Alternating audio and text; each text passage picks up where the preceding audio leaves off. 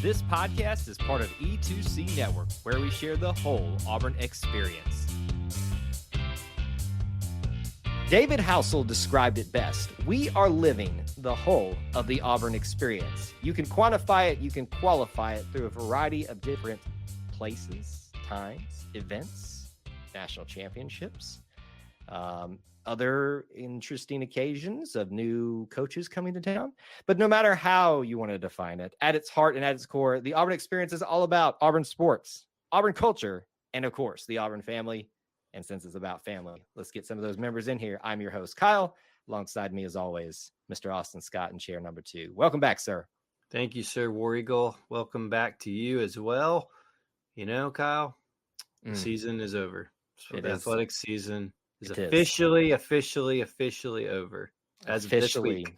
Yes. We discussed it a few episodes ago where it was basically done for most people that don't pay attention to a lot of the, we'll call them quote unquote smaller sports and athletic events, but it is officially done as of yesterday. And we've got some pretty exciting things that we want to dive into from that. But I know I would be remiss if I don't give you the opportunity to redeem yourself from the last couple episodes where you didn't give us a certain number attached to a name for our episode we're on. So if you'd like to redeem yourself. Yeah, look, if I can, first and foremost, we've been in a rough season of numbers here. This is episode 80. And like we always say with the O-linemen, it's better if you don't hear about them, right? Yes. That means they're doing their job. You don't really want to hear about them. Right. And so that's all I was doing. I was just hyping them up and letting them live in their normal day to day. But we're in the receivers now, Kyle, and we got some fun ones. I've already mentioned it to you pre-show. Emory Blake and Marcus Davis. Two easy ones right off the bat. I wanted to say another one, but I realized that he'll be next week. So I'll have to think about it. I'd love to hear from our viewers and our listeners if there's another number 80. But those are two easy ones right off the bat there. With some big moments. And obviously Marcus Davis not wearing number 80 anymore, but he's on staff. Marcus Davis may be making even more a name for himself with some certain individuals that he's bringing to campus. And it's been pretty exciting to watch how he's been cooking, not just as he used to do as a player, but now as a coach of the Auburn Tigers. Let's jump into it. I cannot hold back my excitement for this particular topic. It is going to be a little bit of a preview to our spring sports segment we'll do, but we got to talk about it as an individual here. We have another national championship. Austin, did you think in your wildest dreams that we would be discussing 2 spring national championships for the Auburn Tigers? Well, and I'm going to be nitpicky here, Kyle. Oh no, don't do this. And I just want to know. I want to know. We talked last week about the 22 or 23 national championships, right? Auburn Athletics. Yes. Does this one go to that number, or was that number included in any other like individual event type national championships that have happened? See, I would say probably not because we talked about swimming. Yes, I was hoping you weren't going to bring this up. I know, but I look, it was my first thought when I heard the news, and I was like, that's cool. But also, and it is still cool. Like they did it. They beat everyone. Right. But, and you can let everyone know what we're talking about since we jumped around the fire. Probably should actually mention what happened here. The 4x100 men's relay team, and I don't have everybody's name listed out in front of me right now, but won the national championship of that event at the NCAA national champion. So yes, to your point, the team national championship, more on that in just a second, was not won by the Tigers, but the event national championship. They are the best in the land and the third highest, quickest time of all the times they have run this event for the NCAA championships of men's track and field. That's incredible. That's some fast dudes. Auburn fast. Thank you. You took it right out of my mouth there. Old Gus Malzahn would be so proud of you right now. He's grinning down in Orlando right now. So congratulations to them. We're super proud of you guys. It was an extremely nice surprise, but not to be outdone, Austin. Folks, we were 1 scoring point in how they tally up national championships for men's and women's track and field away from winning a men's national championship in track and field. I'm going to tell you, A daggum Gators. It's 3-peat for them, by the way. But gave them a scare. Kind of makes it even more impressive then. It does. On Auburn's 41-40, I think, is what the final team tally was. I have become more of a fan of track and field since we used to have with my wife, Jessica, and I used to do the Tiger Track show. We didn't do it this year. Of course, this is the one year we don't do the show. They almost win a national championship. But 1 point away. And this is Coach Leroy Burrell's second year. That's right. Incredible. Absolutely. It's a huge ordeal. And that's something I think you look at that, and I think that's one of those sports that if that trajectory continues, we love to talk about trajectories here, and it looks like it will. Yeah, I can see the Auburn family getting really behind and watching closely with when the NCAA track and field championships go on. It is the last of the athletic season. And so you can follow all the way to the very end, but really cool, really exciting for them. I think I saw someone kind of break it down where because you get so many points based on how you finish, right? Yes. So third place means some points, but first place means more points. I believe it is the top 10 score a point in some fashion. So they add up. Yes. And it looked like, I think someone broke it down by the times, and it was like Auburn was really like within 1 to 2 seconds when you take away the teams that finished from national championship with Florida. So that's really cool. That is not getting talked about enough. I know it happened late last night. It's right. It's a harder sport to follow, but really congratulations to them. That is super exciting. It's got me even more stoked for next year. So as you said, congratulations to them. Let's talk about some other news, some exciting news, something that people have been waiting to hear, obviously after softball season ended. A lot of people are wondering, with the retirement of Coach Mickey Dean, where are we going next? Well, you have your answer now, folks. We are talking about not just the head coach. We're talking about co-head coaches. We have Kate and Chris Malveaux. I believe we are pronouncing that right. Please, Chris and Kate, forgive us because we're going to be talking about you guys a lot. So we'll get it right. We'll get it right. Are now going to be your co-head coaches of Auburn softball. And we'll be teaming up in different aspects, but both are officially the head coach. Reportedly, Chris has traditionally been more of the hitting guy. Kate has been more focused on catchers and base running. So I would suspect that would carry over to here. But congratulations to them both on being named head coach. And we're super excited to see where this is going to take the program into the next part of its future. Yeah, no, I mean, I think it's unconventional in the sense that we're not used to it as Auburn fans. It's not the most obscene thing to ever hear about. This has happened at Tennessee, where they came from. The coach they previously worked for, her and her husband did it for 20 plus years. Were very successful doing it. Georgia just hired co-gymnastics head coaches. So it's more of a commonality than you would think, but it is definitely a first, what I feel like is for Auburn. So it'll be a lot of fun and interesting to see. It sounds like you were telling me that we might already have some staff hirings. Yes, reportedly, and this is reportedly, I cannot confirm this at this time, but Riker Kaysen, I believe is how you pronounce his name, will be coming on as an assistant coach to focus more so on the pitching side of things. Nice. So I don't know what that means for any staff that was currently here. There's some important names there that I know people are thinking of right now. But obviously, when a new staff comes in, things change. And that's what people wanted. So yes, that's what comes with the territory of things like this. But a new era begins under these co-head coaches, obviously a little bit unconventional in co-head coaches. But if you got to be a co-head coach, why not be with your spouse? Hey, right.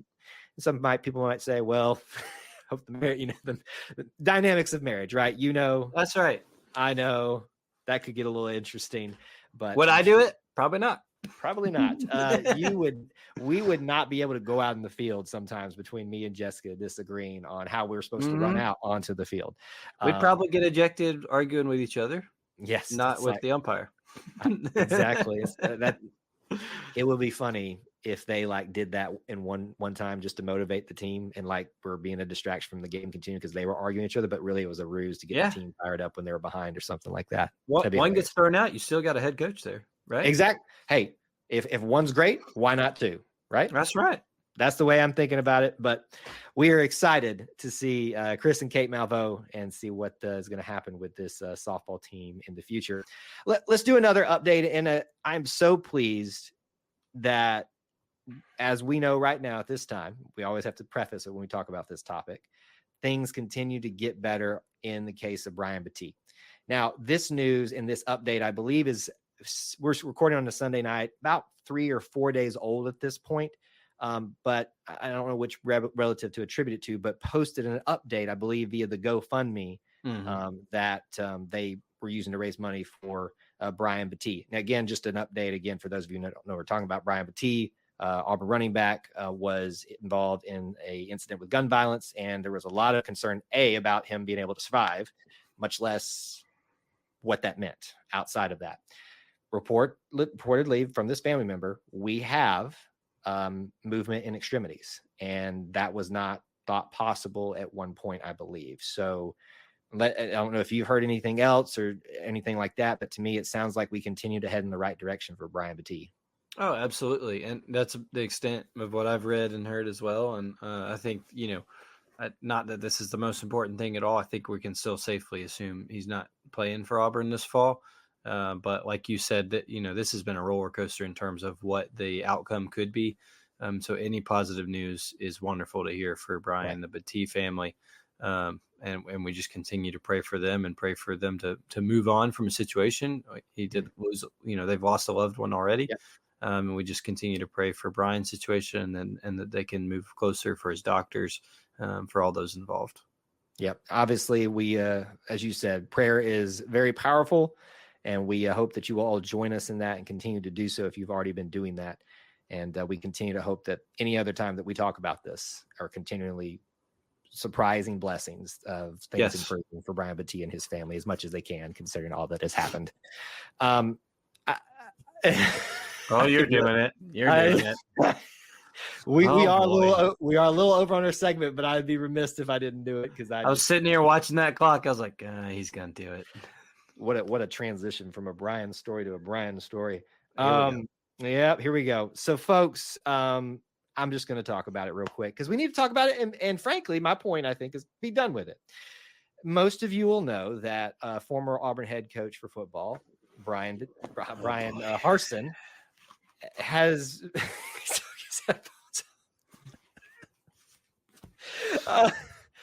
has continued to make himself an easy target, relevant in some ways for continued conversation.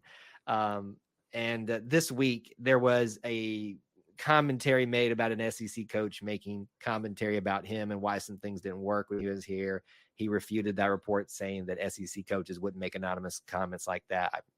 Maybe, but you never know these days, right? Most people, as you know from seeing online interactions, most people are pretty cowardice these days and won't say things to people's faces. Any quick thoughts on it? Look, I'm very tired of it all. I'm very tired that we continue to talk about Brian Harsin and his Auburn tenure. It's something I think we'd all like to forget. We've seen the effects of it. I don't understand why Coach Harsin continues to stoke the flames. I guess I get to an extent that he is trying to preserve his own name and preserve his own reputation. I don't know if this is helping that, but if he would like to continue to spend his time searching his name on Twitter and finding out what things are being said about him, even so much as 3 years ago, then that is his prerogative. And I hope that he has an enjoyable time doing so. That's my official statement from the Scott household.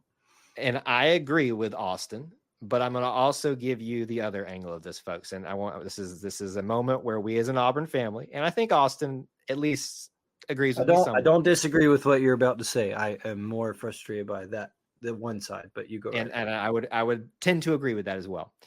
If you want Brian Harsin, and folks, I know we're doing a segment about him. Okay, I get it. Like, trust me, whatever retort you're going to make to what I'm about to say, we get it. We've thought about it. Just listen, Linda, if you know that reference. If you want Brian Harsin to disappear, he can't disappear if you continue to bring him up even when unprovoked, meaning like when he's not even doing anything for you to commentate on. Don't bring him up and, take wisecracks at the dude. His time was not great here. No one's going to argue that. But don't be hypocritical is what I'm saying. And again, we know we're doing a segment about it, but we have to address it because it's part of the Auburn experience. So leave it at that. Everybody just needs to go their ways and pretend it never happened, but it will be part of Auburn history. Exactly. Just shoo fly. All right. We made it through that. We made it through Auburn potpourri. We've got a lot to get into in this episode, so we need to keep moving forward. Let's do so. We're about to talk about that video board that just got finally approved and some discussions around that. And of course, we want to talk about our spring sports, a recap now that it is officially closed out the athletic calendar year. But first, we want to talk about our friends at Magic Mind. We have just been partnering with them for the last several months, and it's been a great relationship. And I hope that you guys are continuing to support them because, folks, we're talking about it. It's been a long year. You need some focus. You need some energy. You can get that from a lot of different places, but a lot of those options out there aren't the most healthy options, wise decisions for you, some energy shots, drinks, things like that. This is an alternative for you that is going to be a lot more healthy. It's got a lot of those special allergies or diet restrictions if you need a low sugar option, things like that. This is where you need to go. Magic Mind, our friends at Magic Mind. I've tried it myself. It's a energy supplement to what you already take. If you're a coffee person, you could do it in addition to that, or you could just use it as your daily dose of energy to get your focus going for what you need to accomplish every single day. Visit them at magicmind.com/Auburn and use our code AUBURN. Auburn for that 56% off the subscription or 20% off a one-time purchase. Again, I've told you about my family member who's tried it, who's dealt with ADHD, and he felt like this was a great option for him that doesn't aggravate some of the symptoms that he has dealing with that condition day in and day out, but also gave him the energy and focus he was looking for. And again, I have personally tried it myself and can attest to their claim to tackling focus and energy in a more healthy way. So magicmind.com/Auburn, use our code AUBURN, 56% off the subscription, 20% off that one-time purchase.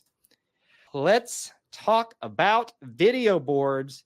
Let's talk about making Jordan-Hare Stadium even more beautiful and more grand than it already is. I mean, another video board makes it more beautiful? Well, how about this? Like, as I was trying to say, it's already beautiful. So anything extra you do to it just makes it even more beautiful. That's my perspective. But Kyle, have you seen the pictures? Kyle, look, Kyle, it's gross. Kyle. As you can tell, we come prepared not just to talk about the news, but the reaction to the news. It's the Auburn experience after all, and people have opinions. So lots of opinions. We're certainly going to talk about the reaction to it. But let's talk about the news. If you haven't heard, we've talked about it before. It was announced previously that there was approval being sought for a new video board, not as big as the ginormous one in the south end zone, but a second one in the north end zone to be added to the offerings they have at Jordan-Hare Stadium. And needed approval. This past Friday, we had a board meeting by the AU Board of Trustees, and as expected, went through for final approval. Austin, did you see any issues with this not getting approved? It was I guess, did it go as planned in your eyes? I would think so. I don't think that really, outside of a couple issues in the past, things don't really go public usually, unless it's just, formalities of dotting I's and crossing T's. So no doubt, regardless, glad to see that it did come through, and that it's a new upgrade in Jordan-Hare Stadium. I think we're all excited about something like that.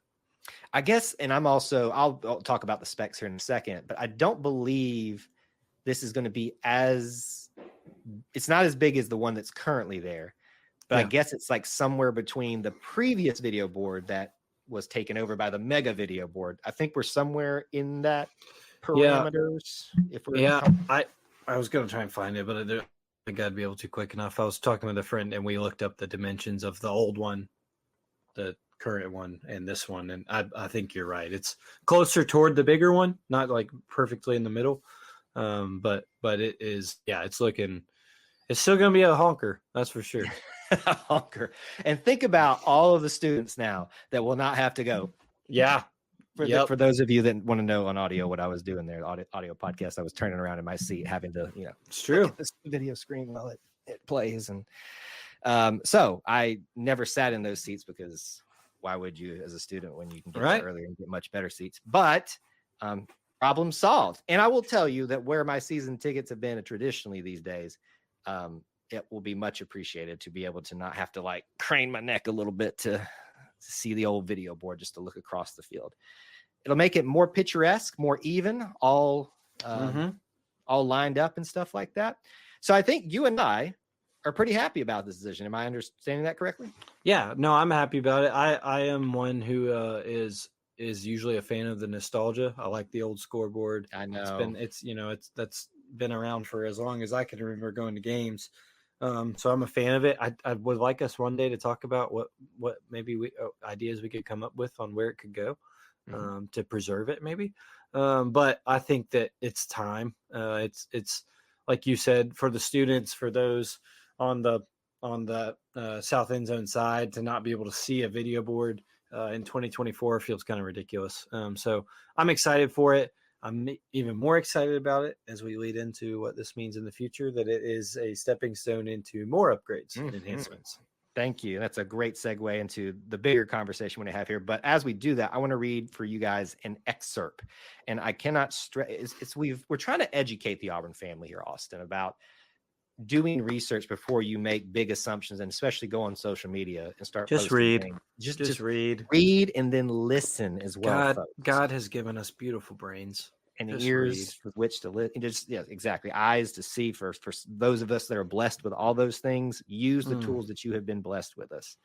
So here is your official, this is an excerpt from the statement that was put out by Auburn Athletics after the official approval by the Board of Trustees. The North End Zone Video Board project expected to break ground summer of 2024. My understanding is that's not at this point, to be completed in time for the 2025 football season. The project marks the first step towards modernizing the North End Zone.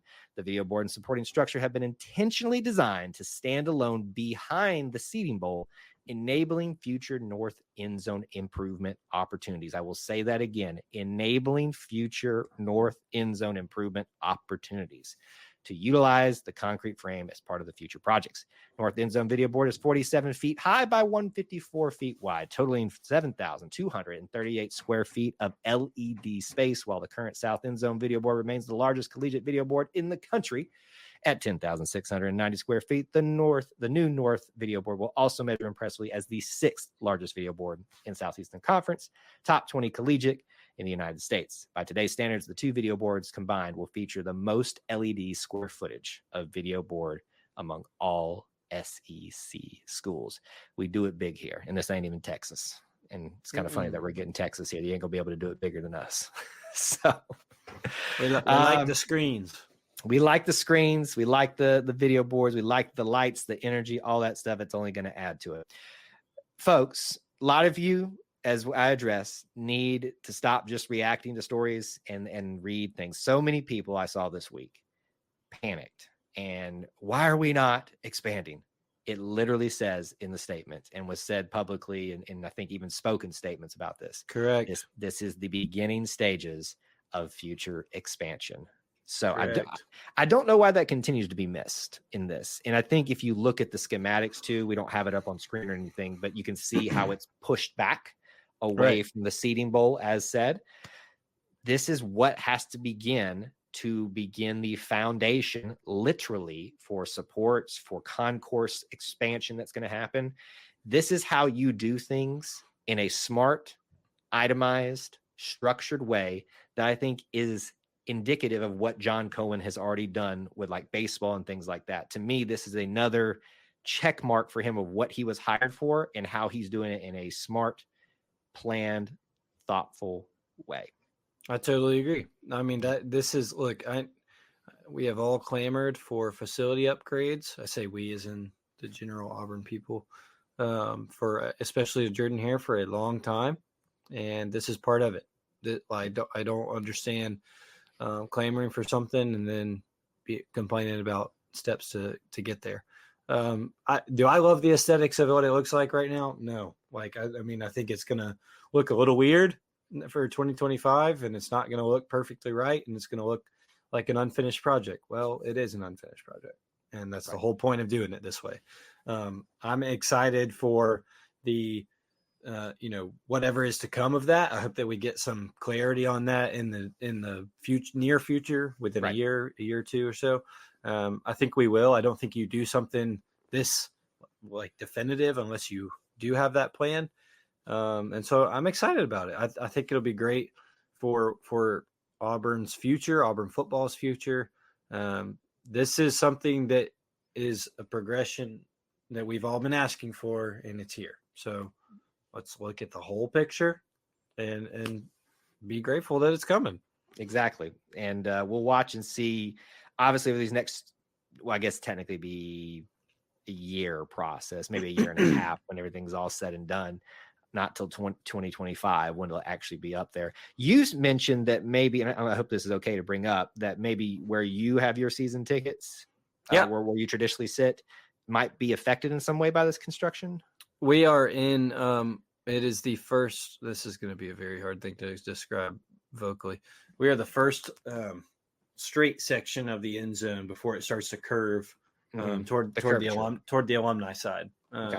And so it is supposed to affect our concourse, especially, and then the sections to our left and at the top of our section. I mean, it's a construction zone. They're going to be building above us. I would imagine some of that would be on hold throughout the season, especially there's that stretch where there's no away or there's no home games and a bye. I would imagine they'll work in there, but yeah, I mean, I'm thrilled about it for that reason alone. That it says in the press release it'll expand the concourse back there. It's an absolute mess back there with that many people, and how you navigate, how you get around at halftime and bathrooms and all that. So I couldn't be more. Excuse me. Whoa, he's all choked up about it I'm too. Just so excited to be able to move. I couldn't be more excited about it. I mean, I think that it's a. Outside of what you think of the video board, of what you think of another gosh darn TV in there, like there will be room to move, and that many people at a game need to be able to move and go to the bathroom efficiently. And this helps that. That's the whole. I don't think that we look at this as so much of, well, we're getting another TV, but we look at it as this is an upgrade and enhancement to Jordan-Hare Stadium for accessibility, for it to be a more enjoyable experience than it already is, and that's something to be excited about. And remember, folks, on that corner of the north end zone is where the majority of the visitors sit, which means that you will have more room to get away from certain annoying fans, and yes, they will also have more room to maneuver as well, whether you want them to have that or not. So I think it's got a lot of functionality. I think it's got a lot of purpose, and I think it's got a lot of vision. And in a world where we joke on Vanderbilt for their sports non-prowess, and at least in the sport of football, normally they've got the leg on us and a lot of other things, but we can definitely say that we can plan and build video boards in a much more efficient fashion than even Vanderbilt smarty pants can. Yeah. So look, we're not going to be walking through Plainsman Park just to get to the football stadium. So that's a win in itself. You know what? We should like raise it up on a crane just one time for a game, just to make fun of them. No, we're not going to. Okay. All right. That took it a step too far. Took it a step too far, but we're excited for it, and we'll continue to update as there are more updates about it in the future. It's done, Austin. It's done for the year. How do we make this? Don't worry. Give it a month. You're not kidding.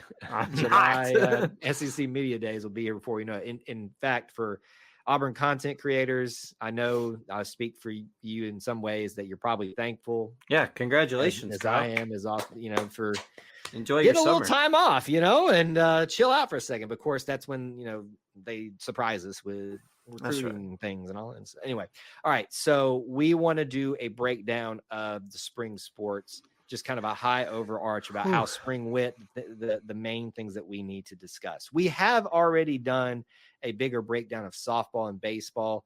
If you'd like to see that, I believe that's about 3 episodes now at this point, as that kind of tells you how both went. The fact that we were We did them a long time ago. But real quick, there's some really high points that we're going to talk about in this, but let's just mention that again. Baseball. Not a great year. Nope.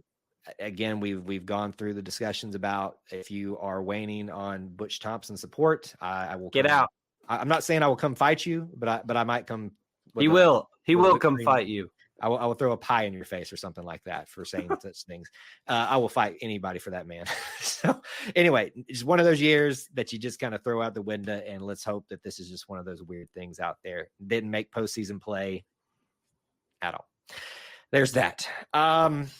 Let's talk about softball, because even though with Mickey Dean leaving and an early exit in the NCAA tournament, you did make it. You got to play in the SEC tournament as well. We didn't go to Clemson.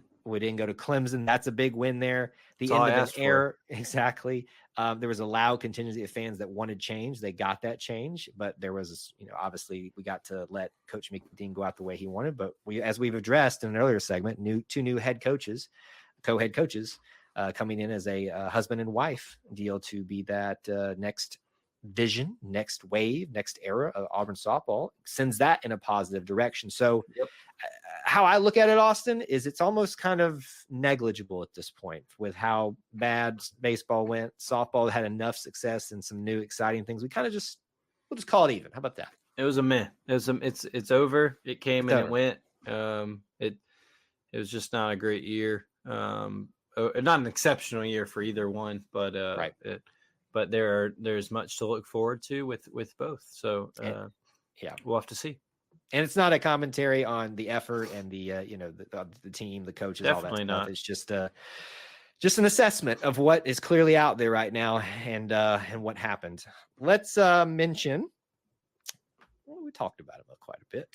The golf team, they kind of won a national championship. The men's golf team, to be specific. We had talked about that last episode, the celebration, the party over that. I would venture to say, Austin, that men's golf winning the national championship the year, based on what we knew about the team coming the year, wasn't the biggest surprise in the world. Am I too far off from that, or did you find it as a surprise?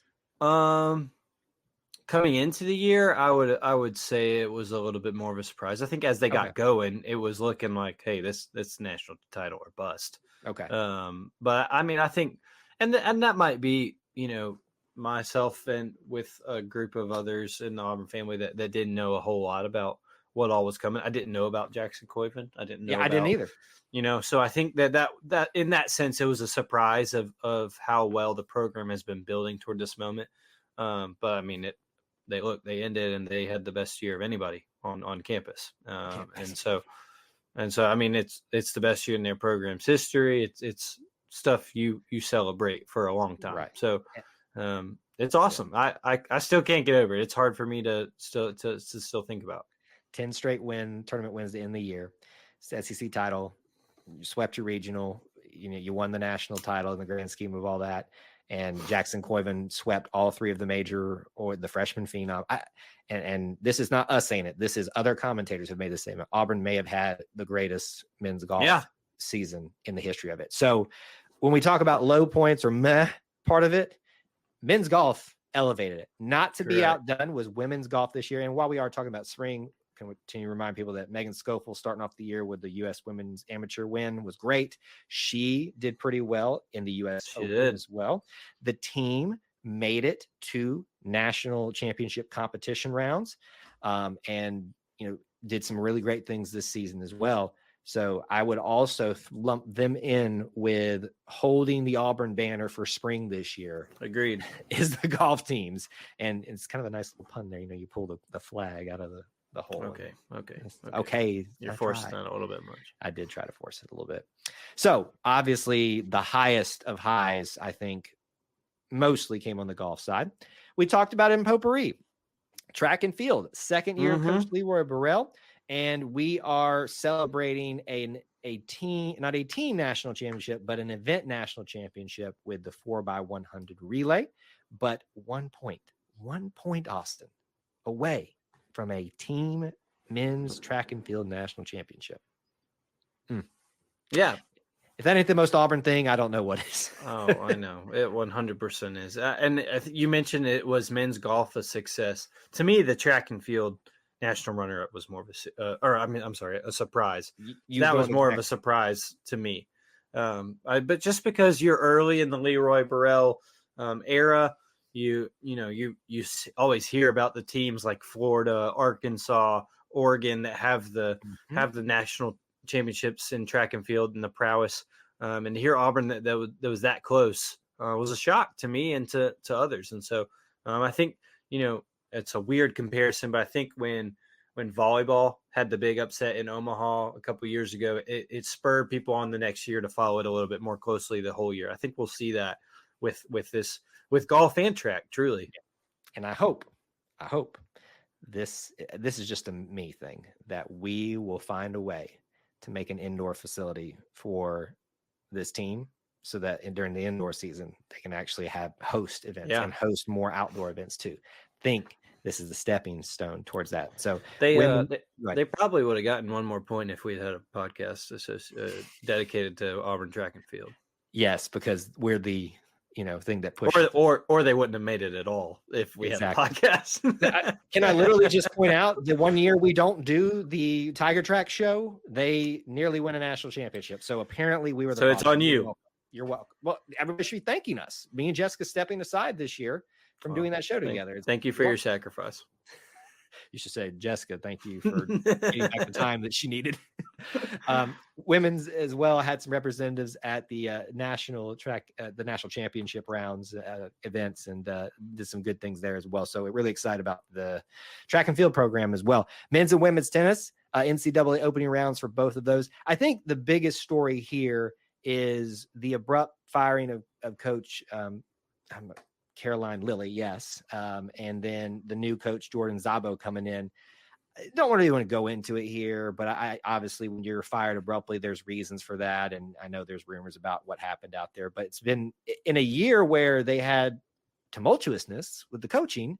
They did still pretty well overall as a team, at the women's team. And obviously getting to cap that off with a new coach, a new vision, as we talked about with softball.